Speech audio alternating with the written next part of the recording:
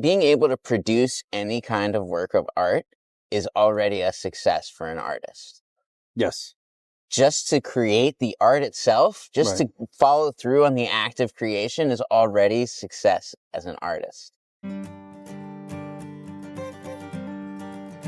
Shalom, friends. Welcome to Orange Socks, a podcast celebrating Jewish creativity. I'm your host, Yitzchok Moully, inviting you to join me in exploring the soul of Jewish expression. Shalom, friends, and welcome to the Orange Socks podcast. And no, very much not in my studio in New Jersey. I'm down in South Florida for a friend's son's bar mitzvah. And now, as I do, wherever I go, I'm looking for fun conversations. I'm here with Sruli Brooker in your neck of the wood, which is beautiful. And you've been on my short list, on my long list. The list is growing since I started this podcast. Dude, you're one of these continuous, prolific creators. So do you know anything about Judaism and creativity? Where do we even start, Josh? Where do we even start? First of all, Yashikaya, thank you for having me. Oh, my pleasure. What number podcast is this?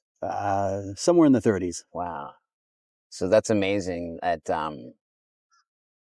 you took the plunge and you're already up to the 30s. It takes a lot. Like I've ventured out there and started making my first podcast, and I've done like at least 30 first podcasts. Just gotta hit play and go with it. Run with the punches, with the wind, with whatever, Yeah. No, I do this for myself. That's what I said in the beginning. I'm doing this for myself. I want to have these awesome conversations. I've had before these awesome conversations, and then it's so nurturing, but no one else gets to hear it, or whoever's, if they're not there. I'm like, just put up a camera. Let's put up a camera. This isn't for ratings. This isn't for, I think mostly it's fellow creatives listening. It hasn't gone mainstream, and the wind isn't. So. I don't think I need to go mainstream. This is us. It's just about creators talking shop, finding what talks to us, what doesn't talk to us. If there's ever any friction, friction's the wrong word, but between the Judaism and creativity, how one influences the other as it does, and take it from there. So when did you start as a musician? When did you first define yourself as a musician? Well, I guess I didn't really consider myself a musician until recently. Strangely enough. Yeah. Right. And part of my issue, I think, until recently was that I needed to compartmentalize myself as to what kind of artist I was. Okay. So for a long time, I was an animator. Okay. Right. When I was with Schmidio, I called myself an animator. Right. And then, even though I've played the harmonica now for 33 years, and it's been kind of a passion. It was a passion hobby for me. Right. That I pursued passionately. Yeah. But I never wanted to call myself professional because I knew the people that I looked up to. And I was compared to the people that I was striving to be like. How dare you put yourself in their league? How dare you call yourself a How dare I call myself a professional when I have my standard of who I believe a professional is. Right. And so take the word professional out. You're just a musician. Yeah, it took time for me to be like, okay, so how many times do you get paid for doing something before you call yourself a professional at it? Right. How many shows do you play? Right. Where it's like, okay, I've played enough shows, or at what point? And I think that a lot of times for me, what held me back was this imposter syndrome of just being like, how dare I call myself a professional musician when I know that this is what one is supposed to look like, and I'm so far from that. No, it's a tough place to be in. For sure, but I think that that's most people who are creative. They do have a certain sense of taking inspiration from some people who are really divinely touched. Right. Right. And sometimes some of us might think that if we don't exhibit that same level of virtuosity, right, and we're somehow like less than. I hear you. I hear you. Maybe I got my imposter syndrome under control a little bit, or I don't put the stakes so high. There's always better. I mean, like in Judaism, you can always, there's no such thing as graduating Torah. I've learned it all. I'm done. You know, there's always more to strive for. And I think that's been in every field. But at some point I just call myself an artist. Like, oh, I'm an artist. Like, what does that mean? Nothing really, or everything. Or like, it's just, I'll introduce myself. Yeah, I'm a rabbi and an artist. Like, nobody asks for my diploma. Nobody asks for, well, how many shows did you play? How much money did you make this week, month, year on your art? Can you really call yourself like people? Like, if you say it with a straight face, and I think no, but also if you tell it to yourself with a straight face, this is what I'm doing. This is my contribution to the world. And if it's a weekend warrior, so to speak, musician, artist, so be it. Like you don't have to. You could put down the paintbrush, the mic, the guitar, for the harmonica for a year, 2 years, 5 years. You can, in that interim, you're no less an artist. You're just still, playing with that relationship. Are you familiar with the Enneagram at all? No. So I don't know much about it. I know Miriam Adahan has a book about it. Okay. And when I was working at Trader Joe's, I had coworkers that were into Enneagram. Okay. So a lot of them would be like, "You're an artist." Right. Like an Enneagram artist. Right. And I was like, so they pigeonhole you.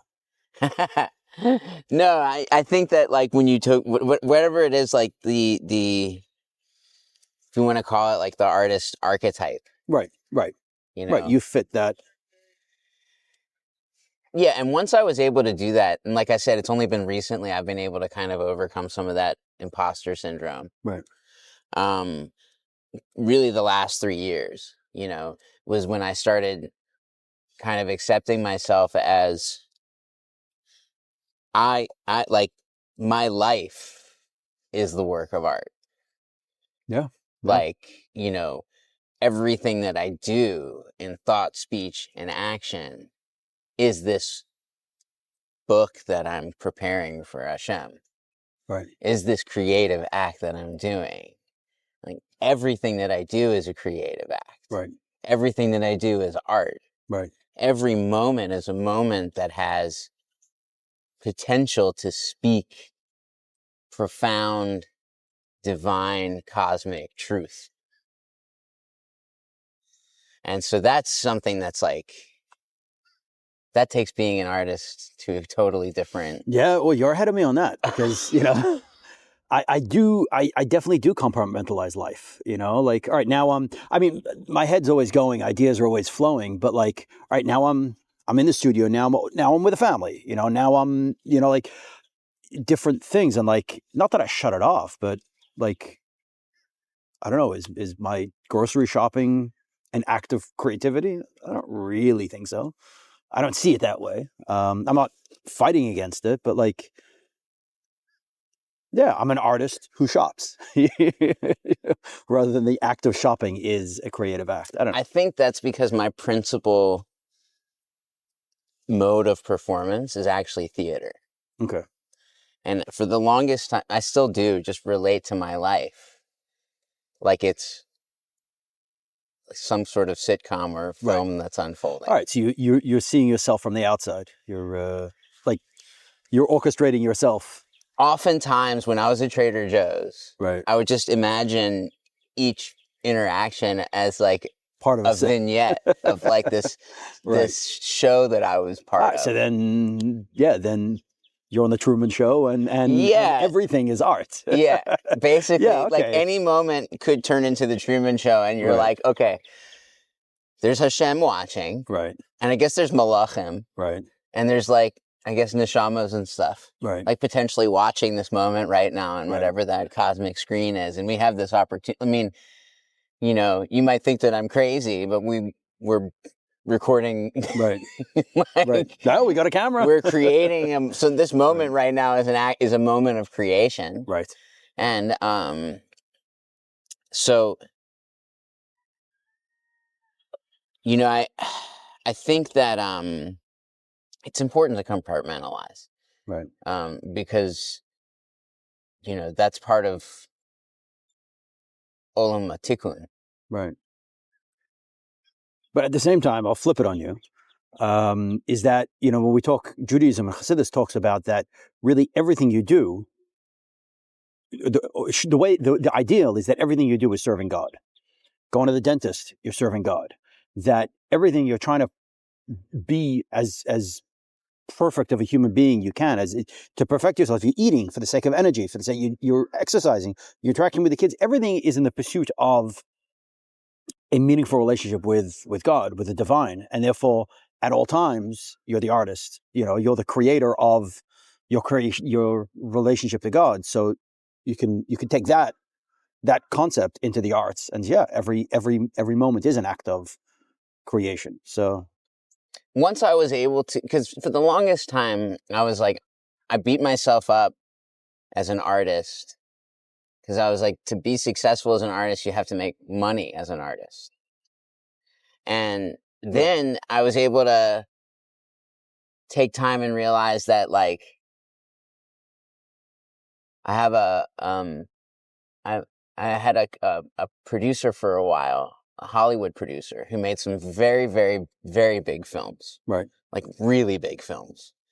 And this is a guy who created franchises that, are very lasting. Live on. Right. Huh? That live on. Yeah, he's very serious. Right. And he told me, if you make one movie in Hollywood, miracles happen for you. Right. Right? Like, it's a miracle just to get one film made. Right. Like, hats off to any filmmaker who can get a film made. That was like back, already like 15 years ago, 16 years ago. Like, now it's even more so. Being able to produce any kind of work of art is already a success for an artist. Yes. Just to create the art itself, just to follow through on the act of creation is already success as an artist. If that sells or not is completely independent, is secondary to the artist's success in making things. And putting it out in the world. And putting it out there. Right. And that's all he has to, so he can't, like, some people say you can control if it makes money or not. Right. Because if you're just out making your own voice, then you're just being narcissistic and you don't really care about the market. And if you want to make what people, if you want to sell something, you sell what's going to... Right. There's a balance. There's a balance, But, and people do different things for different reasons, right? Not every work of art comes from the depth of the soul. Right. And, there's different stuff over there. But like I said, for the longest time, I was like, I'm not a successful artist because my art has not succeeded in making me rich and famous. Right. And but that has a premise that being rich and famous, everything below being rich and famous is not it. And it's not. Even if it's not rich and famous, even if it's just supporting your family with this thing. Right. But you know what's interesting? I pointed this out the other week. It was like, no matter what artistic field it is today, if you meet somebody and you say, like, this is what I do for a living, it's my son going on the scooter. Not everything. I lost my train of thought. What we do for a living. If you can make it, when someone else sees you, when someone else says, you meet someone and you tell them you're an artist. Oh, like nowadays nobody says like, oh, you're a musician? Cool. Like, you're a professional musician? That's so cool. Like, where can I hear your stuff? Like, you must be pretty you must feel pretty confident in yourself if you're like going after music. Maybe I'd love to hear it. Like, that would be, I think, once upon a time. I think in today's culture, if you tell somebody and you say, like, people say, what do you do? And you say, I'm a musician. People will just say, like, how do you support your family? Right. There's not even like a question of like, right. do you want to hear what I do? Right. Like, do you want to hear the music first to right. see like if it's something that you think is gonna like, you know? Right. And no, we definitely live in a very materialistic society, and on the other hand, you know, or also, it's pretty tough to make ends meet. You know, I mean, like, you know, the cost of everything's gone up. So, you know, to be a shepherd, you know, with a flute is, you know, nobody can do that almost, you know. So yeah, you wonder if that comes out of concern. Like, are you okay? Like, you know, like I not I worry about you, but like, wow, like, how could you make that? Like, I think about you, or is it like, there's no way you could. I don't know. I don't know what people's response are, but that's their first go-to thought because, you know, maybe they don't appreciate music enough. well, I They don't see the value of music. I personally believe that the streaming of art during the 21st century Right. has caused the bottlenecking of artistic distribution, and it's also caused like basically the ability to be an artist to be governed by algorithms. Right. And over the last 25 years, we've just seen more and more people staying home to consume digital stuff. Right. And less going out, being around human beings. Right. And consuming art in a communal level. We called them arts and humanities in schools. Right. And the Common Core curriculum gutted them in America. Right. Like totally got rid of like all appreciation of like art and literature and like anything like arts and humanities, liberal arts, everything. They flushed it all down the toilet. They were like, we don't need it. Right? They got rid of it. And now they're upset that there's an entire generation of kids that are addicted to TikTok and they have no interest in history, no interest in facts, no interest in anything. Like, you give them solid art and culture, they have something to like hold on to. Right. And it took a few years, but yeah, there's a solid correlation between the two. I think you could see it pretty clearly that there is a absolute correlation when people have a healthy arts and humanities going on. Like, people totally don't get art. They totally misconstrue its role in society. It has been so hyper monetized and compartmentalized to only apply to certain things. People have failed to understand that you need art, like healthy art is like, that's how people personally and collectively, it's like respiration. Yeah. And when that stuff is locked down by algorithms, people aren't getting the respiration they need. Right. And they don't even know that they're missing out on it. Yeah, I've mentioned this here before, but there's an article years ago in some modern Orthodox newspaper about a guy writing and saying that the cost of modern Orthodox living is so expensive that it's not really possible for those with a disposition for creativity to be creative. And therefore the society is losing out. Because these people can't be, you can't take a chance of being a musician, because what are the chances you're going to actually be able to pay $100,000 a year for your children's tuition? You can't. So like, and therefore the society, the modern Orthodox society, as he's calling it, is missing out as a whole because they don't have the creatives. They don't have the people who are reminding people that there's more, there's so much more to life. There's depth, and there's just different, taking you out of your mind frame and giving you a whole different paradigm, you know, in a moment, or in a concert, or in a, you know, gallery, or whatever it is. And therefore they don't know they're missing it. So you're familiar with Patreon? Yes. So the gentleman who started Patreon, Jack Conte, is, you know, really interested in these types of discussions. Right. And some of the stuff that he's been saying recently he's actually kind of drawn my attention to some of these digital bottlenecks. Right. Brought them to my attention. Right.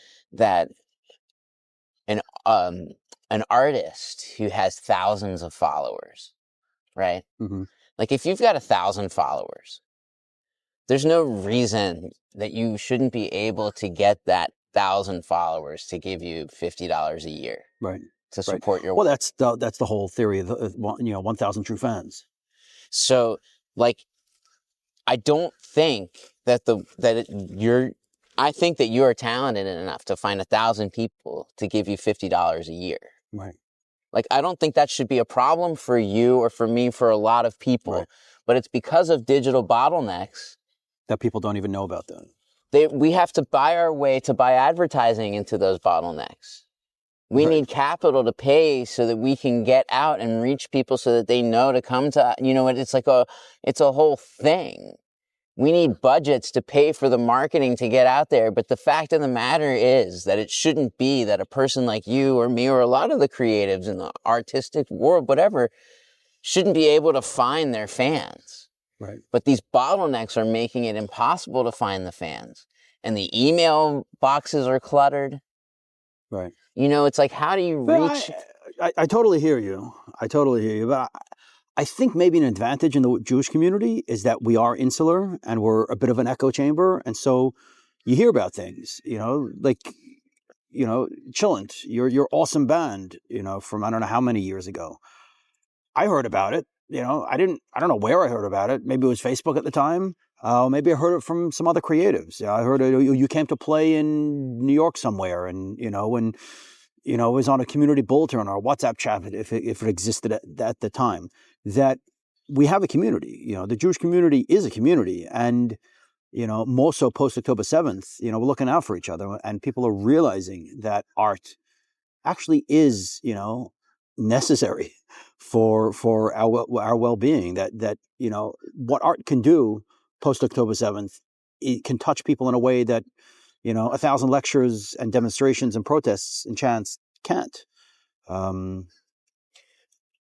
So it is an uphill battle, but I think a lot of what you've tapped on something though. You said that you get more compensation more for workshops that you do more than artwork that you sell. Right. Is that correct?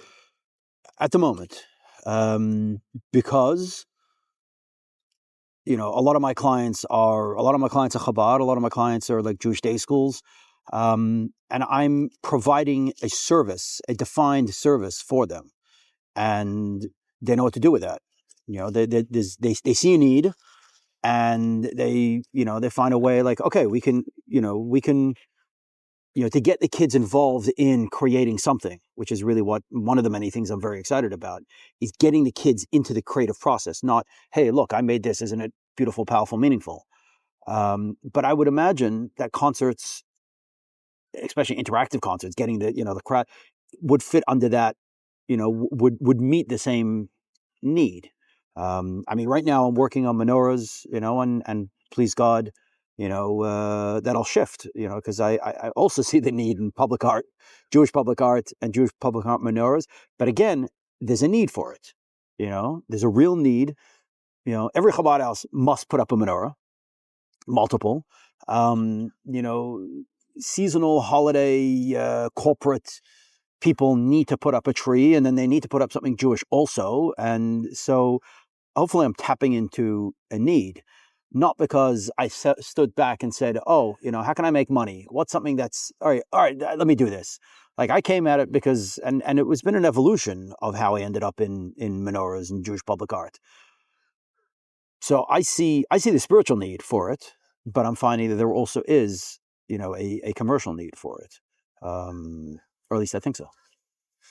Excellent. So I guess I have difficulty reading the Orthodox community. Honestly. Right. I feel less like at home in a way in the Orthodox community than I do just like the secular American. Right. Well, what's your background?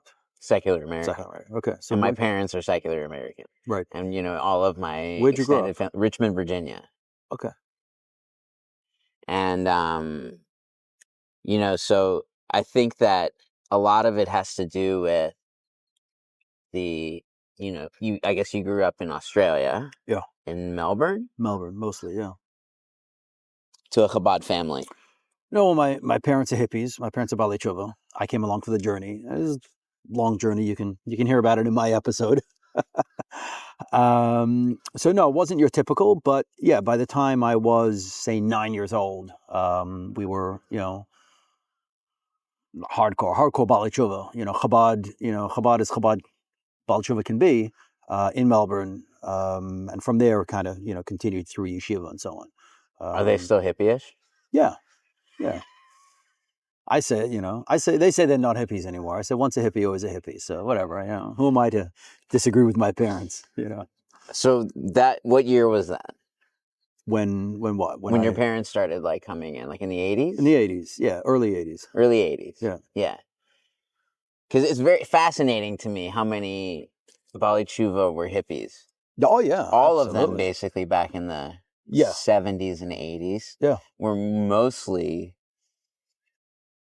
people who were some kind of hippie or counterculture. Yeah, well, they were looking for spirituality. They were looking for meaning, depth, But that changed, right? Yeah, today but yeah, the pursuit of meaning and depth has been subverted by the algorithms, by TikTok, and by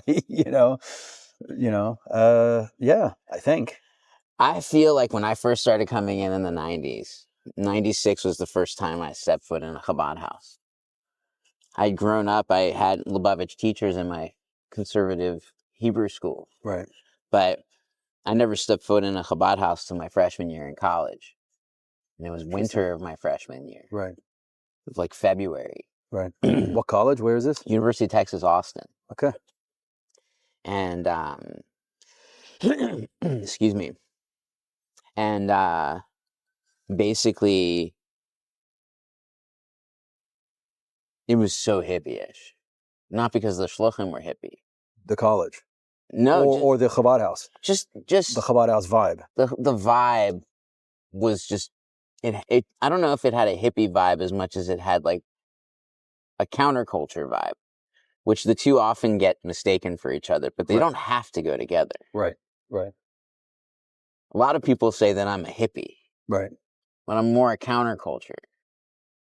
I align with hippies in a lot of ways. Right. But I'm very not hippie in a lot of ways. Right. But either way, when I first came in, you found a lot of nonconformists.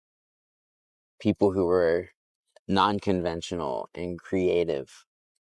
And we found a spark of creativity within the I call it the folk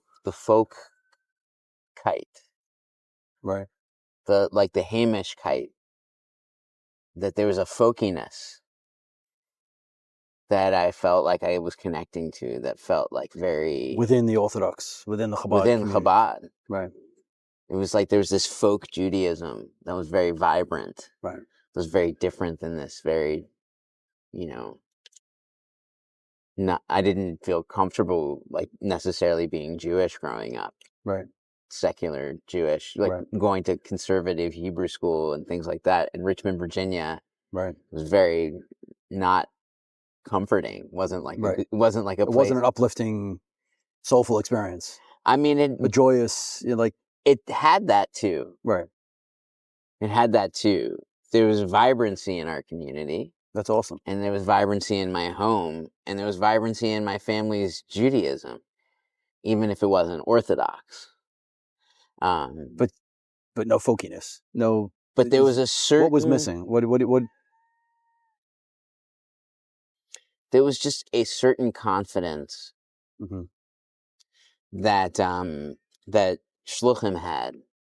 I was we're in the army of Hashem, and we've got marching orders, and we're not deterred by any intimidation, by any we're moving. We're doing this, and we've got vision, and we've got purpose, and don't forget, it was 96, so it was like basically a year and a half after Gimel Tammuz. Right. Wow. Okay. I've got a story for you that I tell a lot. I'll tell it from the rooftops if I can, because it's like people ask me when they hear it, they're like, everybody needs to hear this, because like when I was in yeshiva in Morristown, it was Gimel Tammuz. I guess it was like 8 years after. It was like 2002, and it might have been 2003, but one of those. And Gimel Tammuz came, and I asked the Rosh Yeshiva, like, Gimel Tammuz is like a month or so after Lag BaOmer, right, which is the yard site of Rabbi Shimon Bar Yochai. It's a big, joyous day. Right. So I asked the Rosh Yeshiva, I was like, how come Gimel Tammuz, we have to treat it like it's like Tisha B'Av? Like, why can't we treat it like it's Lag BaOmer? And he's like, you don't understand, we had it like the most precious person in our lives ripped away from us. Right. And I didn't want to say to him that the first time I heard of the Rebbe was on Gimel Tammuz on CNN. Right. Because it was like the news that he was. Right. And that was my first time ever seeing him. Right. And so, like, the Rebbe was not ripped away from me on Gimel Tammuz. I actually got introduced to him on Gimel Tammuz. Right. Well, that's the difference. That's the difference, is that, in a way, to you, Lag BaOmer and Gimel Tammuz are both historical events. I mean, you know, the time difference is a lot, but you didn't have a relationship with the Rebbe. That was taken away from you. And they did. So, yeah, Gimel Tammuz still is a very solemn day. It's starting to become a little bit more celebratory of what the Rebbe has, how the Rebbe's influence has impacted the world. I don't think I would suggest making it a celebration day. No, I know, but it's an interesting, I think only as time goes by, will that weight, the morose, I'm grateful. I used to always say, like, how much I do regret how much I missed out actually being able to see the Rebbe. Right.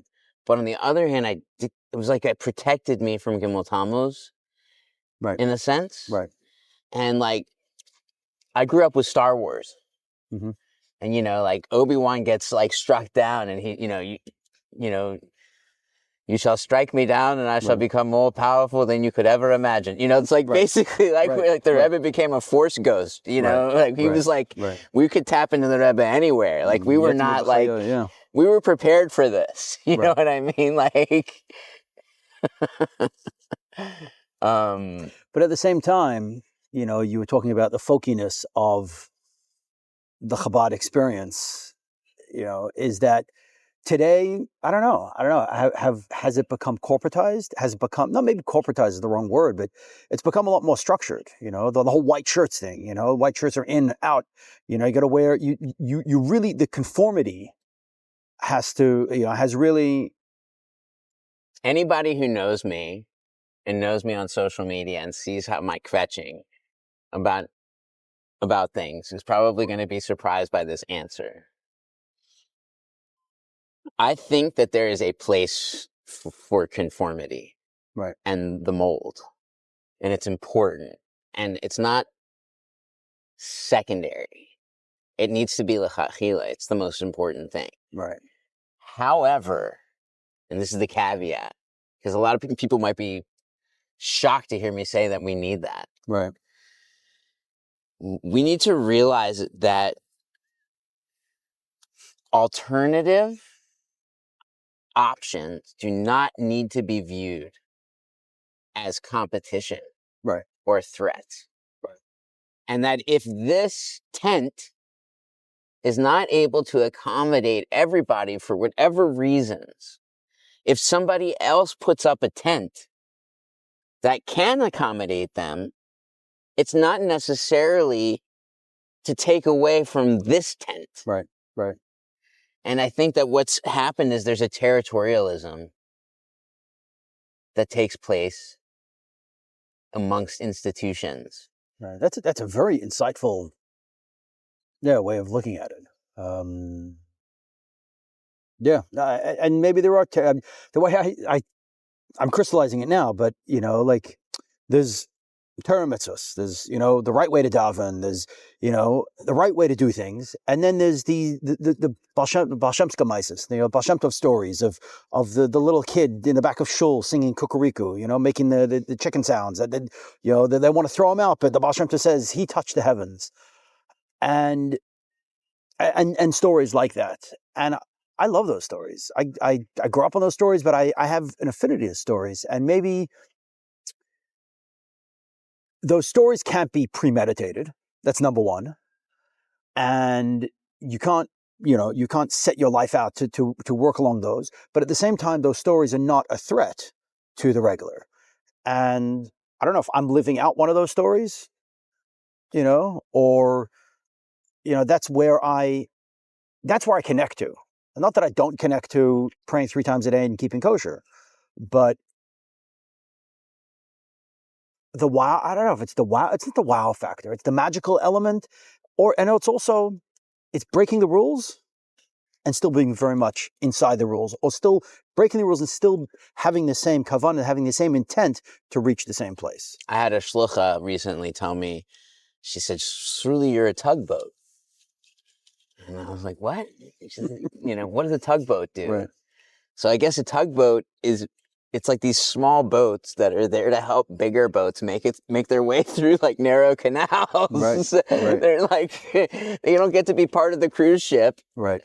But they have their own little funky boat going on. Right. It's not there to take away from the big one. It's there to we're not there. If we're tugging on the big boat, it's not because we're trying to capsize it. Right. Right. And I think sometimes people in the big boats see the tugboats tugging on them, and they view it as a threat. Right. Right. And I think that what happened when I was becoming frum, they had Verbringen magazine. Right. Right. Shmuley Marcus from 8th Day kind of supervised the Verbringen magazine. Yeah, and it was super edgy. And super Mark cool. Loomer did Yes. And who's genius, and I'm always grateful when I can work with that guy. But there was high-end stuff, Yossi Piamenta, and you had this shluchim were basically had to sell the Balei Tshuva as proof of their product. It was these are our cool Balei Tshuva, and look what they're doing. And that was kind of how they got people in. Right. That was before we had the advent of Chabad.org, and you had the great website, and you had the Friendship Circle module, you had the C-Team module, you had the JLI module, you have these pre-made kind of modules that you could build out drag and drop. You could build out your shlichus, right? But you didn't really need the Balei Tshuva anymore for the creative work. Interesting. And so that same right energy is things got very in a sense, you could say that it's been much better for business in the sense that it's become very, I don't want to say corporatized, but structured. There's less room for error. They've cleaned up all the either rounded the edges or sharpened the edges. It's a machine. It's a machine, and it's working, and they perfected it, and it works great, and it yeah. But there's no sloppy. There's no messiness. Right. I mean, listen. Two things. One, a Baal Tshuva, a writer, said once, he feels used by Chabad, corporate Chabad or whatever, whichever one of these, it's when they need him, they use him, and otherwise they don't use him, and well, can you say you're used by that? And I struggle with that. And I do get,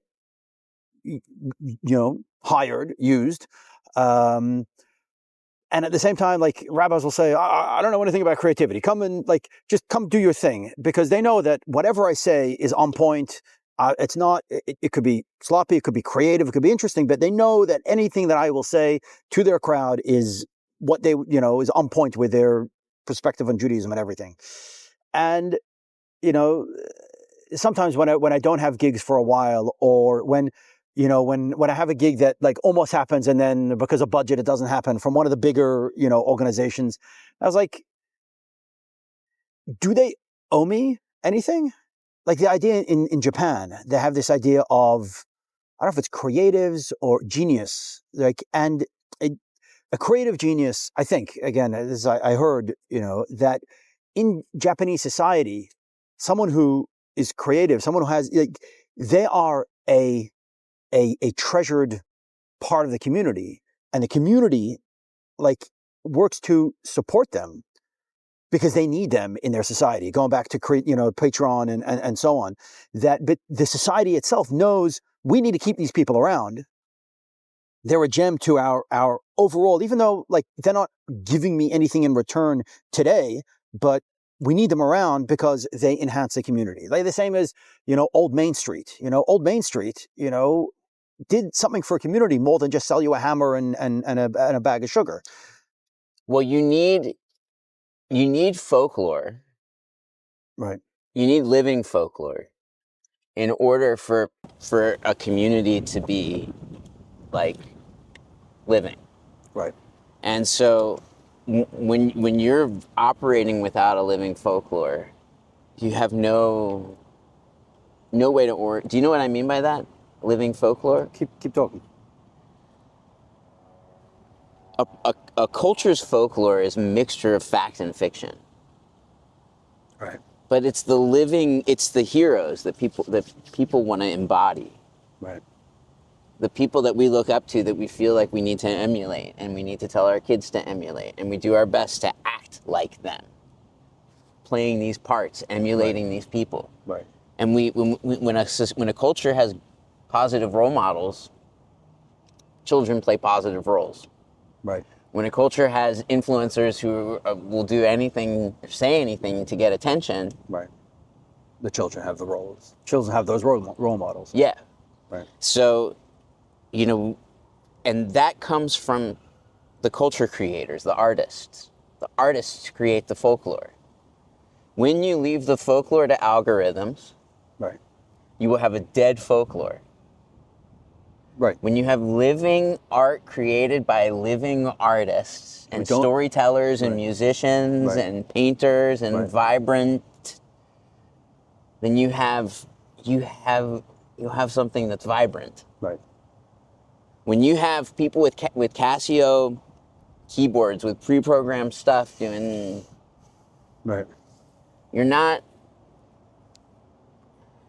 tapping into the living vein. Right. Right. Well, it's messy, though. I understand why. I understand why that doesn't happen. I mean, I thought first, what you said earlier, it comes back to that. Someone was talking about travel, but they're saying that when in chicken farms, they have, all the chickens in a huge cage, and they got very little space to move, but they have a few chickens outside of the cage, kind of roaming free, eating feed or whatever. And whether it's true or not, is that the chickens inside will keep laying eggs because they see the chickens outside running free and eating and enjoying. It's like, all right, so right now I'm a little stuck, but there's overall we're okay. Look, you see, he's doing it. We're okay. So I can keep laying my eggs. I can be on the treadmill because, whereas if there was no folklore role models outside the cage, they wouldn't see them. That's one thought, whether or not this balances up. But also in a Hasidic community, you have Al Chassidim. Al Chassidim were the folklore, and they also, they were all unique. They weren't exactly the same. If a Chassid is supposed to be a Chassid, why is each of them such a character? Because they're different, because they're unique. And really, I think why it doesn't work is because it's messy. I mean, how many ideas that I have had that have invested time and effort and money and then eventually hit a dead end, and didn't go anywhere. That's, in a company, that's wasted resources. We like find something, get it to work, just, that's it. Forget about it, just focus, and George Ross says about Chabad on campus, it's the greatest return on investment, and which God bless him and God bless Chabad on campus. But if it's all just about the greatest return on investment, then there's no room for the messiness. And that's why we're here. Well, so this is like, I was talking about this recently in the bank, in the line at the bank. So I had We the have all your yeah. But just like, there's this like, we're constantly in this balance between things falling apart and things coming together. There's always this like, it's always happening. Right. Because apparently there's this law of entropy and there's this law of evolution, and the two, like, Beds. yeah. But basically, if you think about it as an artist, a lot of people, they're like, okay, Picasso, he had a blue period, right? Where he just made like all of these like paintings on this particular theme. Right. So people are like, that must have been so great to be Picasso at that time, right? Why? Because while he was making the blue period, while he was making these pictures, he was so inspired, right? The guy was up at night, he couldn't sleep, he couldn't get the thing that he was trying to get, so he kept trying and retrying and retrying and retrying and going over, because he was like pursuing this thing that was beyond him, and he was obsessively chasing it, and it was consuming him, and he was making all of these paintings just like trying to, in the act of exploration, in the act of, he hadn't made it, he was in the act hasn't resolved whatever it was he was dealing with. No painting was like, this is my, everyone was like, that. No, it's almost, it's so close, this is going to be, no, that's not it. And all these things that other people were like, wow, let me just keep that. And like, whatever he was, but like, because he was prototyping this vision that he had. That was like each painting that he was coming out with was closer to this thing. So, he got lucky that each of the things that weren't good enough for him were good enough for a collector somewhere, It's not always that easy. But I felt like there's this, the guy who taught drawing for Disney when the students used to like come into the studio, right? Like out of Cal Arts. Right. They would work with this guy, his name was Walt Stanchfield. And he's got like his lectures like written how to up. draw. Okay. And they're really like inspirational for artists. I gotta look him up. Yeah. He's awesome, and I think you'd enjoy his exercises, just like the stuff. But he says, like, he would tell his students, he said, every artist has 10,000 bad drawings inside of them, and I'm here to help you get rid of all of them. Get them out. Yeah, for sure. Sure. And we have to society doesn't have patience for your 9,999 bad drawings. The bank doesn't have patience for your 9,999 drawings. And a lot of artists also don't have patience for their 9,999 drawings. And that's part of the struggle. And let me not, I've had success early on. I've had more success than I deserve. I've had easy success, is what I'm trying to say. Like, I've had success that has allowed me to keep going, whereas where on a regular trajectory, I shouldn't have necessarily had those successes, and therefore that wouldn't have compelled me to keep going. I have Chabad. Well, that's Siyata Dishmaya. You had that success because Hashem was 100%, decreed it 100%, and said, but this is going to work. I wonder, 20 years into this, like, what happens if, financially I didn't get these gigs? What happens if yes, God's in control, and yes, but at some point, my wife would have had to set me down and say, okay, enough, but we've managed to keep on going, and I'm incredibly grateful. But it's a balance, and I get it, and I'm not, How are you any different than the farmer who's like growing the crops? You're just digging the stuff and planting the seeds. You're doing the process. Right. You're making the kalim. Right. And yeah, well, and if it rains or not, and it gets like that kind of stuff is completely like right. Yes, a farmer definitely can have a bad season, a bad crop, but for the most part, a farmer makes potatoes and people need potatoes. A farmer makes tomatoes and people need them, and it's not that the farmer does all this work and shows up at the fruit stand, and Amr goes, nah, we don't like your tomatoes this season. There's no, so yeah, I hear the parallel. I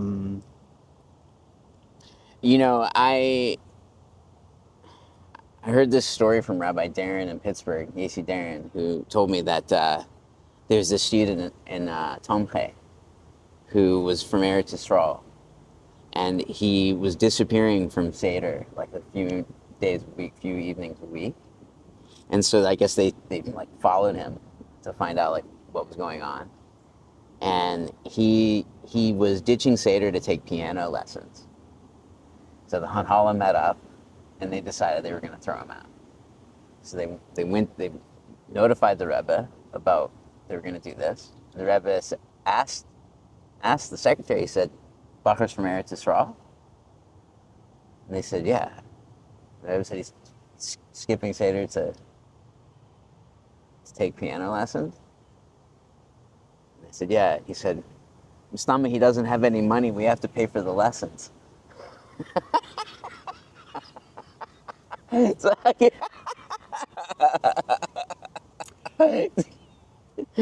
Amen. And you know what pisses me off about that story? That it's a story about the Rebbe, and it's an exception to the rule. That's what pisses me off. And they'll tell you that's the exception. Yeah, and that is the exception. And and that's an opportunity to build a bridge with that Bachur. For sure. You want to talk about return on investment? Investing in that Bachur to take those piano lessons was a long-term investment because he saw what he received in that was priceless. Right. But what about, yes, what about, and I don't know if this is true or not, but what about the other 10 Bachurim who also under the same circumstances and also took piano lessons and are no longer from today? So 5, I'm not saying it was the piano lessons. No, I understand also. But I'm just, this goes back to my whole thing. Imagine you had a Fleischig restaurant. Right. Okay? On this side of town. And you had these like PETA protesters that lived right like close by. Right. And so they were constantly hawking a China at this Fleischig place. Right. Yeah? And then imagine somebody comes and they open up a vegan communal center that's like activism centric over here. Yeah? And that it's a vegan place. Are you, the Fleischig restaurant owner, gonna say, you vegan restaurant are my food competition, I need to close you down? I hope or not. Are you offering a space for these people who are hawking me a Chinik to be able to go and convene without hawking me a Chinik? I hope so. Right? Yeah. So offering an alternative to someone who's hawking you a Chinik is not taking your business away, it's helping your business. But it's undermining your core values. It's undermining, what could be, because it's the vegan restaurant is a gateway drug to who knows what else, So that's our job. We walk a tight line because we do need to be 100%, and there's a great line I'll quote in a second. We do need to be 100%, Torah mitzvahs, Shulchan Aruch. At the same time, we need to be creative, and create that the vibrations of life, of that. Why are Chassidim alive? One of the reasons, our secret weapon is Farbrengens. The Litvish world doesn't have Farbrengens. When the secular world have parties. A Farbrengen is a soulful, when done right, a soulful gathering that is both it feeds the body. You know, there's food and there's alcohol and it gets you loosened up and there's singing and dancing, but it's the soul being able to come out. So we need more of those. And what was my other thought? I forget what a my other lot thought of people was. told me, I've heard from a number of people that they were very positively influenced by my friend David Taub's The Itchy Kadoozy Show. Yeah, yes. And they were like non-Jews. And that it made a big Kiddush Hashem for them. Because they were used to growing up in religious traditions that if you kind of poked fun at your own thing, right, if you had a sense of humor about your own thing, or you didn't treat it with a certain reverence, total reverence, right, then that meant, disrespect. And when they saw this kind of gentle, I don't want to call it irreverence, because I don't think he ever crosses that line. No, but having a sense of humor about things, right, and a willingness to laugh even at some things that might be a little bit silly if you look at them a certain way. They're right. They were and are amazing.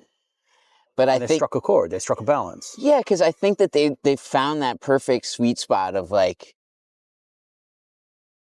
And if you think about it, when Matisyahu first started off, there was also this kind of like, I don't know if you're familiar with the poetry of Josh November. A little bit. But like this like secular profane thing going. This balance of secular and profane. Where the profane, where the chayil never overpowers the kedusha. Right. Right? But there is some chayil in there. Right. Yeah? You need some of that chayil. And that to me is like, okay, who's the original artisan of the Chumash? Betzalel. Yeah. So today's chitas. So today's chitas is Betzalel. So it says about him in the Gemara that he was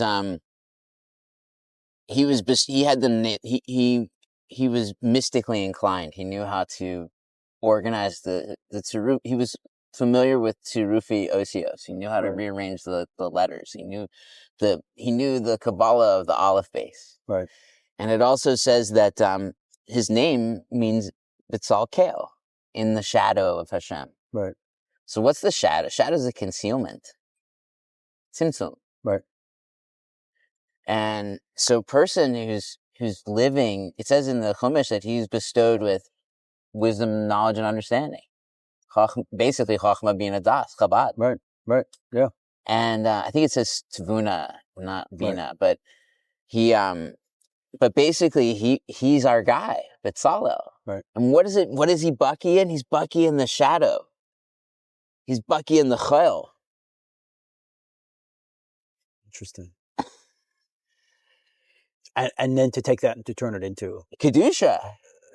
Because that's art. Art is, so this is art is the place where we find, where we're supposed to struggle with our demons. Right. Art is where we're supposed to face our darkness. It's supposed to come out in the art, not in real life. Right. Like when we explore these things in our art, and not in ways that degrade them, but include them. Tehillim is light and dark. Very dark stuff in Tehillim. Right. It's not all like Hallelujahs in there. There's some dark stuff in there in Tehillim. He's running for his life. People are trying out to kill him. He's devastated. He's exploring themes that aren't all just, talk about how important art is after October 7th. If all we're doing is roses and stuff like that, we're not going to be healing. Right. Like, people need to be, like, art is the place we're supposed to go. Like, it used to, we shouldn't, if a kid makes a violent picture, we shouldn't get that kid, like, No, give him another brush. Give him another canvas. Yeah. Keep it going. Get it out. That's what I mean by respiration. Right. But so art is where the shadows are supposed to come out. Right. If you don't enable the shadows to come out in the art, they'll come out but pale. And the reality is, it's not for everyone. Creating art is not for everyone. I mean, I'm not trying to close anyone down, but the reality is that, not everyone does create. Some people can live their lives without creating, and some people cannot live their lives. I hear you, and I agree with you. And I would say not everybody's athletic, but everybody can benefit from exercise. Yes, yeah. No, everyone can benefit from creativity, even if they're not the ones creating it. No, but even them creating too. Yeah. Everybody needs to have creative outlets. Yep. Because it's like, even if they're not good, even if they're not professional, but everybody needs, people don't even think about it. Sometimes you go on a date with your spouse and you go to like a Color Me Mine, or like you go to, and it's like, why was it so pleasant? We didn't go do anything really elaborate, but why was that just like going to like paint pottery together so therapeutic? Because there's just something about like just creating. Yeah. People like talk about Shir Shirim, and they're like, oh, it's a mashal of a chassan and a kala, right? And I'm like, what are you talking about? Shir Shirim is about an artist and a muse. I'm going to have to go back and look at that again. I mean, all of the ksuvim. Right. All of them were were compositions. Right. We say they are. Right. Works of art. Right. It's like, it's so, in my opinion, Shekhinah is art. And that's like what's been lost from Klal Yisrael. And it's the shadows. Yeah, because that's the thing that I think that that's the avodah that's left to do. Right. Yeah.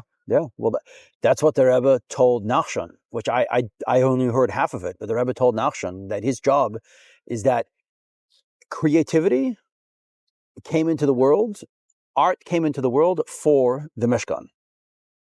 And then after the destruction of the Beis HaMikdash, or whenever it was, it got subverted and got taken by the Goyim. And the Rebbe gave Nachshon the job of taking art back from Klippa. And that's us. So I guess everybody's like, are we all Nachshon? We all need to be Nachshon. We all need to. Yeah. My friend Jason Kaplan's got this band called Nachshon's Leap. Okay. And like, that's the... Let's all leap in together. Because it's like, that's, okay, so Nachshon was the artist. We all need to take that leap into the, we shouldn't be afraid of like, Shakespeare. No. We shouldn't be afraid of studying like great works of art that weren't necessarily... For the benefit of, as long as there's for the benefit of, not as an end in itself, just as an end in itself, but to understand, to know what's out there in order to... There's a benefit of studying Socrates if you want the right place. Yeah. There's a benefit for, for people who, to those of us who came from a strong arts and humanities, when you say Goyish culture, right? Steeped in it, I heard the Rebbe Rayat said that we got recruited because we understand aesthetics. Interesting. Because we studied aesthetics, right? And so, like, rather than waste other people's time, right, so that they go learn aesthetics, right? We're here to share what we learned about aesthetics. Well, the story of Miriam Rhodes, who now lives in Batayan with a husband, and they're incredible people. They don't have children, but they have like millions of grandchildren, all over, and people come but when in her youth, she explored everywhere, the Far East and all the meditations and all the everything and all the, she tasted everything. And eventually she found her Yiddishkeit. And years later, at some point, she came to the Rebbe, she wrote to the Rebbe, like crying, saying, I dragged my neshama through the mud. Give me a tick on how can I possibly, cleanse my soul of all the spiritual mud that I dragged it through. And the Rebbe's response was, each piece of mud was one step closer to Yiddishkeit. And that was part of your journey. And therefore, each klippa was, in some way, it's the shadows that bring to the light. So we're taught that tzaddikim, there's not a tzaddik in the world that doesn't have chit. Right. So how could that be possible when a tzaddik gamor, because every tzaddik has a blind spot. Right. Because they're not the Eibishter. Right. So everybody has places. What's a tzaddik gamor's issue? What's his problem? He's miyos et hara. Right. He can't get close enough to the ra to mivarer it. Right. Right? Right. He can't get close to klipa. Right. He can't. Right. Well, that's our job. Yeah. So when somebody who comes from that klipa and is makusher to that tzaddik, so that tzaddik gets the schus of that person. Right. Beautiful. That person brings those klipot with him, though. Right. Those klipot get transformed. It's not just like, you chuck them out. Right. No, it's transformation. It's not hiskafi, it's hiskafia. It's transforming. So I think that part of the issue is people are still holding by hiskafia mindset, and they're not open to hiskafia mindset. And they're always like, no, it's for Mashiach come. It's forbidden. It's like, hey, genius, if now's not a time for Mashiach, then we're supposed to wait for Mashiach comes before we start trying hiskafia? Maybe hiskafia is the thing that merits Mashiach. Right. All right. We got a job cut out for us. All right, so Sruli, we could go on for hours, but we made it to the hour. I don't know how much battery we have left. So we close up with one last question. Yeah. So what's your advice for young creatives for them to find their orange socks? Connect with others. We got to make this tribe somehow. We need to link arms, the creatives, and instead of every person trying to look for one solution, I think we should just be focusing on connecting with each other and just being like, you have your piece of the puzzle let every person have their own little piece of the algorithm that we're chipping away at. And let's collectively add up to something, because I think that like when you look at yourself as an island and you're the only person doing something, it's just hard to stay motivated. It's hard to stay upbeat. I think when you feel like you're part of a thing that's building, I think you're more likely to have some enthusiasm, in my opinion. Amen. Let's keep that community going. Let's do it, man.